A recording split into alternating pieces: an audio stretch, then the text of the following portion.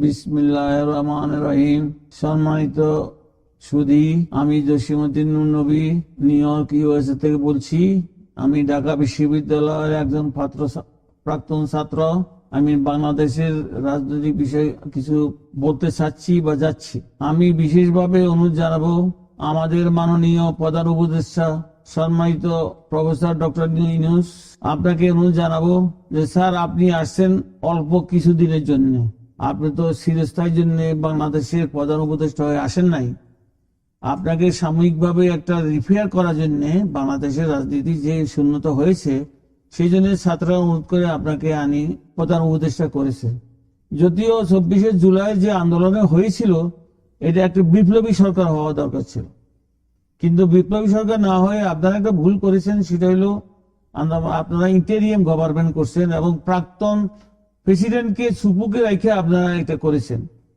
এটা মোটেই উচিত হয় না, এটা একটা সম্পূর্ণভাবে ভুল হয়েছে। আমি জানি না আমাদের আইন উপদেষ্টা আসিফ নজরুল সাহেব উনি কি বুঝলেন আর কি করলেন, আমি তো কিছুতেই বুঝতে পারছি না।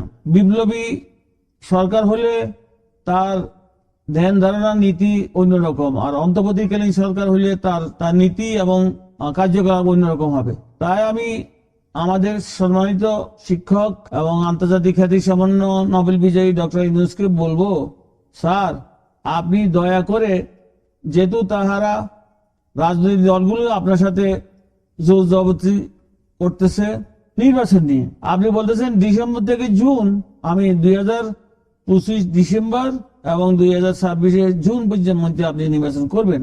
ঠিক আছে, আমি আপনার কথা মেনে নিলাম, কিন্তু তারা তো এখন বিএনপি যে প্রধান দল, তারা তো এখন ঘুঁ ধরছে ডিসেম্বরে নির্বাচন হইতে হবে। আচ্ছা, আমি মেনে নিলাম ডিসেম্বরে হবে। তো স্যার, আমি আপনাকে অনুরোধ করব, দেশের স্বার্থে, জনগণের স্বার্থে, বা আপনি যেই নীতি নিয়ে আসছেন দেশের সেবা করবেন, সেই নীতি অনুসারে আপনি ডিসেম্বর থেকে জানুয়ারির মধ্যে আপনি এক কাজ করেন, আপনি লোকাল গভর্নমেন্ট ইলেকশনটা দিয়ে দেন। আমি আপনাকে অনুরোধ করব, এবং আপনি আপনার নির্বাচন কমিশনার সাহেবকে অনুরোধ করেন যেন এর মধ্যে উনি একটা টাইম ফ্রেম করে দেয় টোটাল নির্বাচন।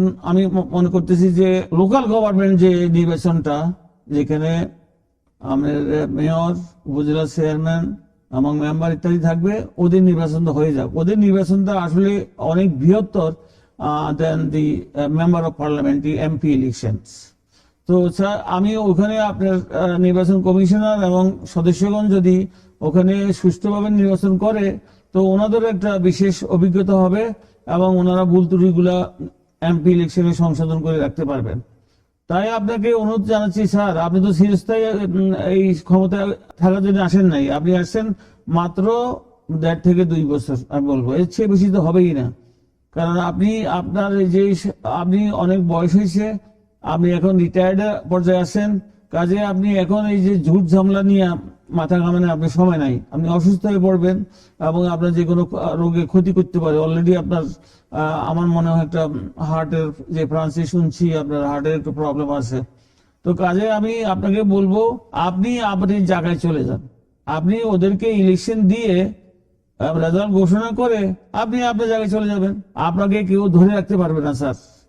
তাই আমি বলতেছি, আপনার নির্বাচন কমিশনের সদস্যগণ, প্রধান নির্বাচন কমিশনের সদস্যগণ আগামী ডিসেম্বর এবং ফেব্রুয়ারির মধ্যে লোকাল ইলেকশন, কয় মাস হয়, ডিসেম্বর, জানুয়ারি, ফেব্রুয়ারি, 3 মাসে লোকাল ইলেকশন আপনি কমপ্লিট করতে পারবেন।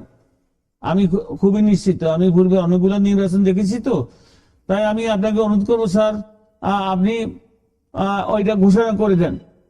ঘোষণা করলে হলো ওরা একটু শান্ত হবে যে তারা নির্বাচন পাচ্ছে। তো আমি বলবো, স্যার, এটা আর বিলম্ব না করে আপনি একটা টাইম লাইন দিয়ে দেন এবং নির্বাচন হয়ে যাক। তাইলে আমরা জনগণও বুঝবো যে কি হচ্ছে, নির্বাচন হচ্ছে না নির্বাচনের নামে প্রহসন হচ্ছে। তাই আমি বারে বারে আপনাকে অনুরোধ করবো, স্যার, যদিও আপনি আমার অনেক সিনিয়র, আমি অনেক জুনিয়র ঢাকা বিশ্ববিদ্যালয়ে, তো আমি জুনিয়র হিসাবে আপনাকে অনুরোধ করবো, ছোট ভাই বলেন, ছাত্র বলেন এবং আমার শিক্ষক বলেন, যেই হয় সেই হিসেবে হোক, আমি আপনাকে অনুরোধ করবো, স্যার, আপনি এই দায়িত্ব থেকে মুক্ত হয়ে যান। আমি বিশেষভাবে অনুরোধ করছি, কারণ এই দায়িত্বটা একটি কঠিন দায়িত্ব। আমরা বাংলাদেশিরা কখন যে কি করে বসবো এটা বোঝা যায় না স্যার। তো আমি আপনাকে অনুরোধ করতেছি, আপনি আগামী ডিসেম্বর, জানুয়ারি, ফেব্রুয়ারি 3 মাসের মধ্যে আপনি লোকাল ইলেকশন আমার মনে হয় 3 মাসে কমপ্লিট করতে পারবেন।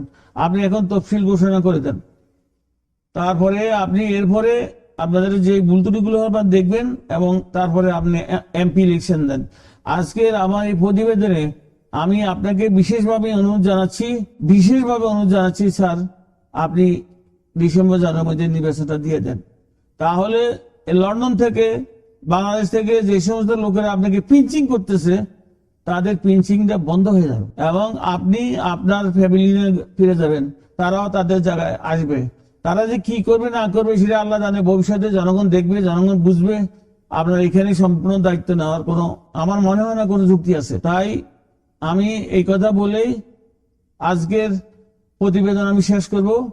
স্যার, আপনি লোকাল নির্বাচন তফসিল ঘোষণা করে দেন এবং দেখবেন রেজাল্টটা, তখন আপনি খুশি হবেন। তো আল্লাহ হাফেজ, ভালো থাকেন। সবাইকে ধন্যবাদ জানিয়ে আমার বক্তব্য শেষ করতেছি। আল্লাহ হাফেজ। আসসালামু আলাইকুম রহমতুল্লাহ।